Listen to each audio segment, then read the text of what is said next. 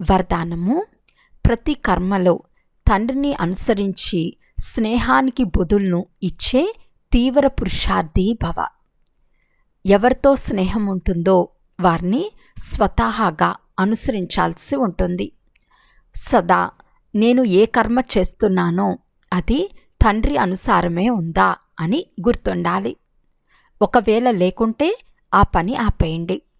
తండ్రిని కాపీ చేస్తూ తండ్రి సమానంగా అవ్వండి.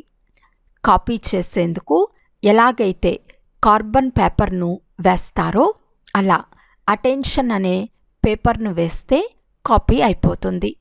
ఎందుకంటే తీవ్ర పురుషార్థులుగా అయి స్వయాన్ని ప్రతి శక్తి ద్వారా సంపన్నంగా తయారు చేసుకునే సమయం ఇదే. ఒకవేళ స్వయాన్ని సంపన్నంగా చేసుకోలేకుంటే సహయోగం తీసుకోండి. లేకుంటే పోను పోను టూ లేట్, అంటే చాలా ఆలస్యం అయిపోతుంది.